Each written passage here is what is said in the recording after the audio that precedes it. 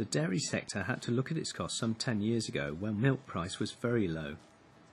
Some dairy farmers at the time took some bold steps and have managed to develop their business as a result. Tim Downs is a dairy and beef farmer from Shropshire and has adapted some of the grassland management techniques from his organic dairy enterprise to his beef. The main areas that we've learnt from the dairy grazing management and passed on into the beef system have been in terms of making sure when they go into a pasture they've got sufficient grass cover above the ankle, and your welly boot of 2,500 kilos of dry matter is a good aim to go into the field, and then aim to come out with half of that grass still there. So that's the aim, by segregating it and separating it. In terms of the dairy, we tend to graze as much as we can early in the season, even the silage fields, and then draw those out as the grass growth takes off. We draw those paddocks out and then cut them for silage. So that's what we've learnt for the beef system. Neil Perkins changed his view of his farming system after meeting a dairy farmer when he was on a Nuffield scholarship. Well, very interestingly, I was talking to a good friend of mine from Yorkshire who's a dairy farmer, and he came down to look around the farm, and I said to him, well, you know, we've only got sheep, I'm afraid we haven't got dairy here. And all of a sudden we found that we were talking about grassland production and realised that that side of things are no different between the dairy and the sheep. And we've actually had some very interesting conversations and decided that there's no reason why a sheep system can't run on the same system as an extensive dairy grazing system. He's an organic farmer, so he's trying to make the most out of all his grass and keeps his cows out as much of the year as possible. You know, one of the biggest issues were lambs would grow fine in the spring, again when the grass was growing well, and then when it was drying off, you know, the lambs would stop growing, and we basically lose any growth over July, August, because we got so dry here, and then that would put our finishing a lot later, and we'd end up housing probably about a third of our lamb crop in January to finish off concentrates in the sheds, which obviously was quite a financial strain on, you know, to have to buy all the concentrates. So we were lambing in February traditionally, and all the last lot of lambs were going about March the following year, whereas now we're lambing middle of March. We like to see probably half our lambs gone before weaning now, and then everything else goes on to the red clover.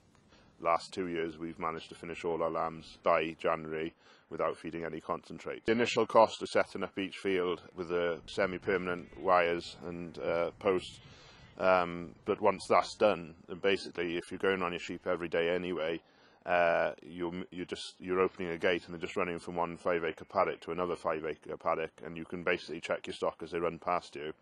And then you've got all the benefits. If you wanted to stick a footbath in there, they can run through that, so you don't need to bring them into the yard. There's a labour saving there. You've also got the health benefits that you're resting a grass for 20 days before they come back onto it.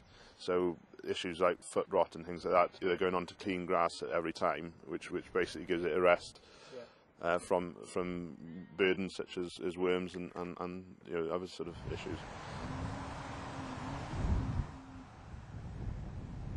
I mean, when we first set up our sort of paddock system, we didn't have a lot of confidence in what we were doing altogether.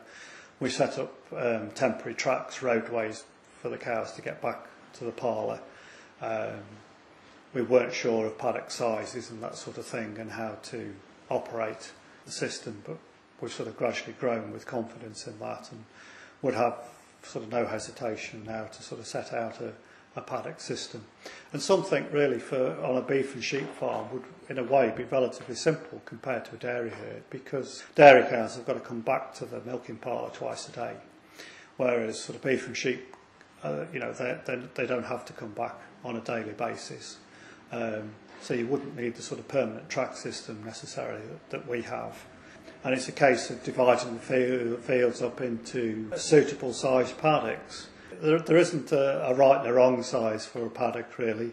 You know, I'm often being asked what is the right size, and it really depends on stock numbers and the time of the year.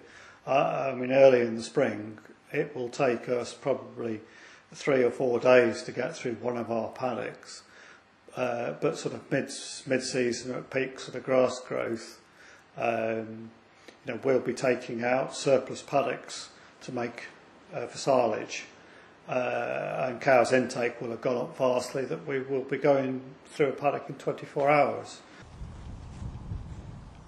Focusing on trying to increase the amount of grazed grass that the cows are consuming over the last few years has also focused our minds on keeping our cost of production down, and that is just, grazed grass is just one aspect of it, and we've sort of since realised by increasing the amount of grazed grass we're actually reducing a lot of our fixed costs, whether it's contractors' charges, silage making or muck spreading.